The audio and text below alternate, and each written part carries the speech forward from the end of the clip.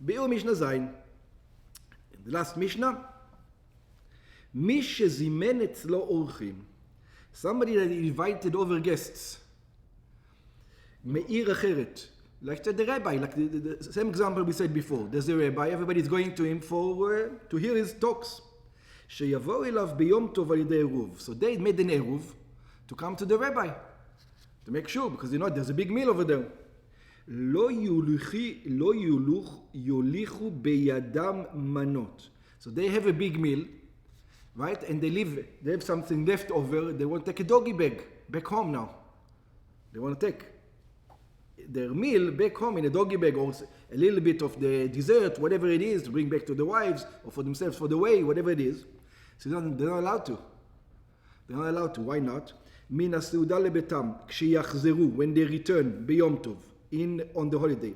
לפי השמנות הם כרגלי המזמין. Because the food belongs to the what? To the owner of the house. And now they only have 2,000 amah. I know that they make an eruv, but he didn't make an eruv. And the food, look how funny. The food is his, even though they're eating it. They're eating it. You know, by eating it, you're not acquiring it. You're eating his food. In other words, yeah, it's very funny. It's like almost like saying that the owner of the house can anytime come and take your food. He never gave it to you. You know, it's not like using it. Yeah, exactly. You're renting. That's right. והרי הוא לא עירב ללכת לעירם של האורחים. He did not make an eruv to go back to their houses. But what can he do in order to give them to the אלא אם כן זיכה להם מנותיהם מערב יום טוב. What he can do is he can acquire it for them on ערב יום טוב. What does it mean? He knows that his students are coming. So he says, you know what, I'm giving you this food now, before Yom Tov, the food that's left over on the meal, you can take. But it has to be through a procedure. What's the procedure? Let's see. שמסר את המנות לאדם אחר, he gave the food to another person בערב יום טוב, before Yom Tov. He gave the food to another person. It's his house, his wife. He's a child. He gave him the food, and he says, ואמר לו, and he says to that person, משוך וזכה במנת הללו לפלוני ולפלוני. He says, acquire it now as a messenger for all my students. You're buying it now, before Yom Tov, for them. By the way, it's the same thing we do when we do Eruvei Tavshilin. We give it to somebody else and says, he acquires it for the entire city. That's exactly the same idea. Over there, we just do it for cooking. Over here, we're doing for walking. Yeah, for carrying. שכן זקין לאדם שלא בפניו, because there's a rule that you're allowed to, if you're doing something positive for a person, you're allowed to do it without his permission. You know, for example, let's guess, I heard that you want your house painted. And I know the colors that you like. Yeah? You went on vacation. I'm allowed, and there's a guy who's walking down the street, he's got a good deal on spraying the house. So I'm allowed to tell him, hey, I know this guy will want it. You know, here, get it for that money. Do his house. So you can come back and you can tell me, well, I didn't ask you to do it. What are you doing myself? So no, since I know that you want it, and there needs to be a proof that I know that you want it, and it's beneficial for you, you cannot tell me, no, I didn't ask you. No, it's not such a thing. Yeah. Wow. You marry it for a person because most people will want it to be done. That's the idea. Right. So therefore, this is the Zachi Shelo B'fanav. In other words, you're buying it for them even though they don't know about it.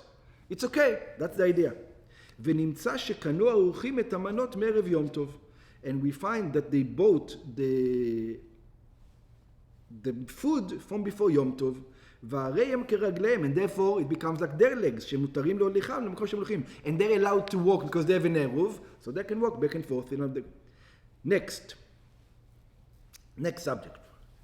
אין משקים ושוחטים את הבדבריות.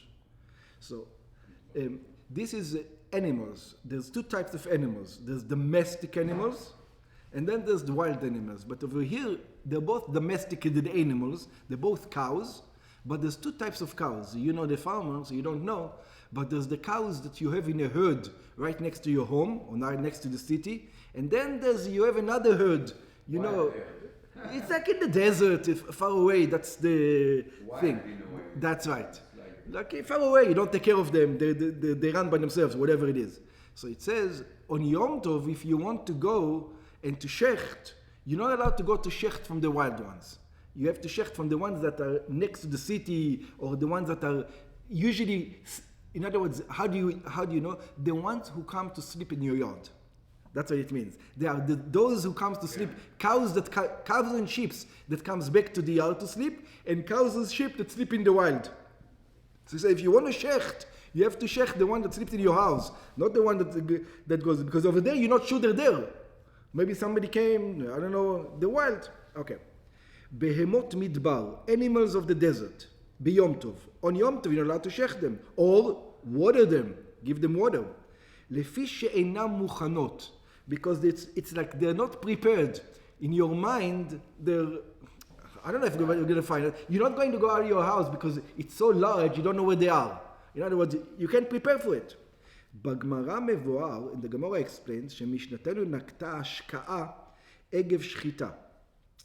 It says, what is it talking about? Do not water them. What's got to do with it? Do not shecht them. So it says, before they used to shecht an animal, they used to make it drink a lot. Why? Because when an animal doesn't drink, you cannot separate the skin from the thing. When it drinks a lot, it becomes puffy, then it's easy to separate the skin from. So whenever you shecht an animal, you give it to drink a lot beforehand. So it will be easier to work on the dead animal afterwards.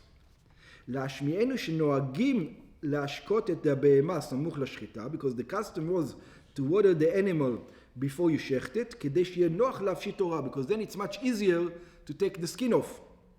ויש מפרשים שההשקעה קודם השחיטה מועילה להשמיט צרחות דקות שבריאה. And there are those who says, it says another reason, because there's some blemishes in the lungs, and when they drink a lot, it takes away of that blemishes. So it makes the animal appear kosher.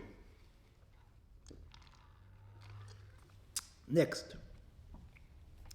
Aval, so the one that are in the world, you're not allowed to do. אבל משכין ושוחטים את הביתיות. But you do water and you do shecht, the one that's sleep in your yard. בהמות הבית, the animals of the house. ביום טוב, on יום טוב. אלו הם ביתיות. How do you know which one are in the house, which ones are in the wild? הלנות בעיר. So the ones that are domesticated, that they are in the city. In the city, they sleep somewhere in the city. בהמות החוזרות בכל יום ממקום המרעה. Those are animals who come back every day from the pasture, ולנות בתוך תחומה של העיר. And they sleep, doesn't have to be your yard, they sleep in the city limit. ונמצא שכל יום הם מוכנות. So you know these guys are always in town somewhere. So you know they are in your preparation, they're there. הילקח מותר לשחוט מהם ביום טוב. Therefore you're allowed to shecht from them on יום טוב. מדבריות, what's the מדבריות? What's the wild one? The deserty one. אלו הן מדבריות. Which one are those? הלנות באפר. They are the ones who sleep out of the city limit. Out of the city limit. In other words, you don't know where they can be here, they can be there. באחו, in the pasture. מחוץ לתחום העיר, out of the city limit. ונמצא שהן מוקצות. And because of that, you don't know where they are. They're out of your brain because you can walk there, you can walk there. You're not going to. You need to know where the animal is. If you know the animal is in the city, it's good enough. שאין דעת הבעלים עליהם, because you don't have them in mind, ליטול מהם לשחיטה, to shecht from them. הילקח אסור לשחוט מהם ביום טוב. Therefore, you're not allowed to slaughter from them on יום טוב. And over here, סליק מסכת ביצה. We finished tractate Beitzah.